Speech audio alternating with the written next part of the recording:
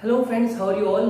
I hope you all are well with your family. आज की इस वीडियो में हम डिस्कस करने वाले हैं 10th क्लास की फर्स्ट फ्लाइट से second poem fire and ice which is written by Robert Frost. So without wasting our time, let's get started to learn it.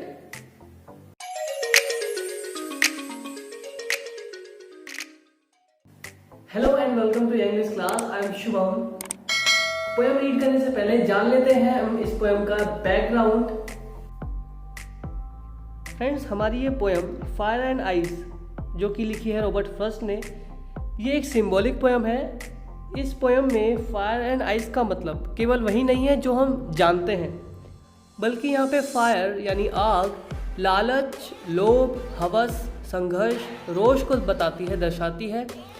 जबकि बर्फ यहाँ पे आइस क्रूरता, असहिष्णुता, कठोरता, असंवेदनशीलता, शीतलता, उदासीनता, घृणा यानी नफरत को बताती है, दर्शाती है। हो सकता है आपको विश्वास हो कि इस दुनिया का अंत होगा, लेकिन कब होगा कोई नहीं जानता। चाहे जो सूरज है वो पूरी तरह गर्म हो जाए या पूरी तरह ठंडा हो जाए, दोनों ही सिचुएशन में दुनिया का अंत निश्चित है। रॉबर्ट फ्रॉस्ट अपनी पोएम में मेंशन करते हैं कि दोनों फायर एंड आइस लगभग दुनिया का अंत हो सकते हैं। वो बात करते हैं कि जिस तरह फायर रिप्रेजेंट करती है डिज़ायर को, एक कारण हो सकती है इस दुनिया के अंत का। वो ये भी मेंशन करते हैं कि आइस भी इस दुनिया के अंत के लिए काफ़ी है, जो कि सिंबलाइज की जाती है कोल्ड से और दूसरों के प्रति इनडिफरेंस एटीट्यूड से। Now start reading the poem. Poem read करने के साथ साथ हम इसके लिटरेरी डिवाइस के बारे में भी जानेंगे। Some says the world will end in fire, some says in ice. कुछ लोग कहते हैं कि संसार का अंत आग से होगा, कुछ कहते हैं कि बर्फ से। From what I have tested of desire I hold with those who favour fire. लेकिन मेरी इच्छा यह है कि मैं उनके पक्ष में जाऊं जो कहते हैं कि आग से होगा। बात करते हैं लिटरेरी डिवाइस के बारे में। सबसे पहला लिटरेरी डिवाइस है राइमिंग स्कीम। राइमिंग स्कीम को समझने के लिए आपको पैराग्राफ की हर लाइन के लास्ट वर्ड को देखना है। जैसे फर्स्ट लाइन में fire and then ice, third line में डिज़ायर एंड फोर्थ लाइन में fire. So fire, desire, fire, ये तीनों ही एक तरह से राइम कर रहे हैं एंड जो रेस्ट आइस है वो अलग है। तो हम फायर, डिज़ायर, फायर इन सब को ए से डिनोट करेंगे एंड आइस को बी से। तो हमारी राइमिंग स्कीम है ए बी ए ए। हमारा नेक्स्ट लिटरेरी डिवाइस है एनाफोरा। एनाफोरा का मतलब होता है repetition of a word in the beginning of 2 और मोर कॉन्सिक्यूटिव लाइन्स। पोएम की 2 लाइन्स, स्टार्टिंग की 2 लाइन्स सम सेज से स्टार्ट हो रही हैं। सो इसी टेक्निक को, इसी डिवाइस को हम एनाफोरा कहते हैं।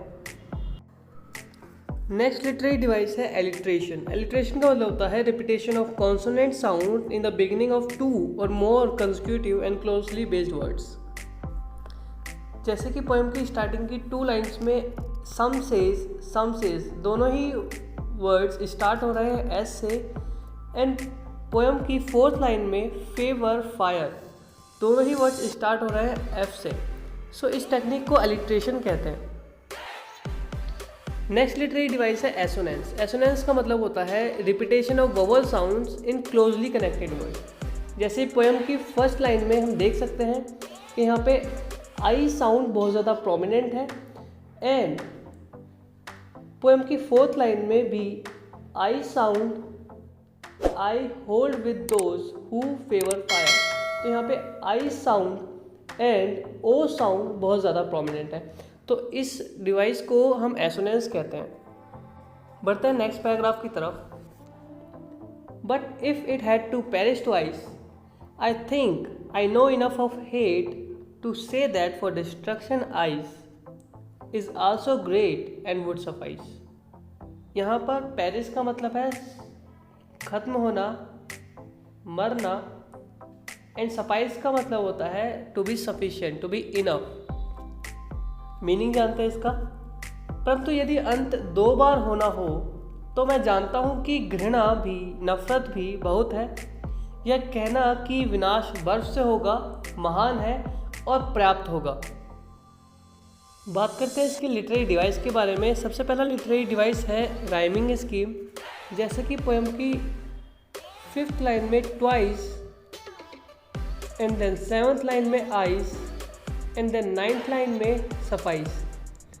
सो ट्वाइस, आइस, सफाइस ये तीनों ही राइम कर रहे हैं पोएम की 2nd लाइन से जो कि आइस है। सो हम इसको बी से डिनोट करेंगे अगेन। एंड पोएम की 6th लाइन में हेट एंड 8th लाइन में ग्रेट, ये दोनों ही राइम कर रहे हैं, तो इन्हें हम डिनोट करेंगे सी से। सो हमारी राइमिंग स्कीम होगी B C, B C, B. Next literary device है एसोनेंस। एसोनेंस का मतलब होता है when repetition of vowel sounds in closely connected words. So हम देख सकते हैं पैराग्राफ की 6th लाइन में I think I know enough of hate. So यहाँ पे I sound and O sound बहुत ज़्यादा प्रोमिनेंट है, रिपीट हो रहा है बार बार। सो हम इस टेक्निक को एसोनेंस कहेंगे। नेक्स्ट लिटरेरी डिवाइस है enjambment. Means same sentence continues to the 2 or more consecutive lines without any punctuation, means no comma and no full stop.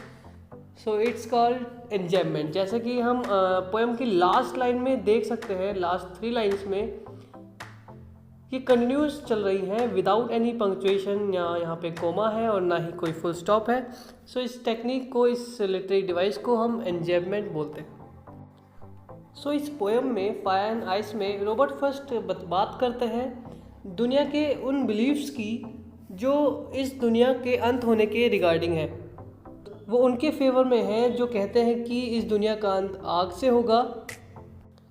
जैसे कि उन्होंने अनएंडिंग एंड अनकंट्रोल्ड डिज़ायर्स के रिजल्ट को और effect को scene किया है। वो पाते हैं कि इंसान की इच्छाओं का जो नेचर है वो आग की ही तरह है, और दूसरी तरफ वो दुनिया के अंत होने के सेकंड बिलीफ के बारे में बात करते हैं। वो बताते हैं कि आइस भी काफ़ी रहेगी इस दुनिया के अंत के लिए। वो आइस को कंपेयर करते हैं, आइस के नेचर को कंपेयर करते हैं हेट्रेड से।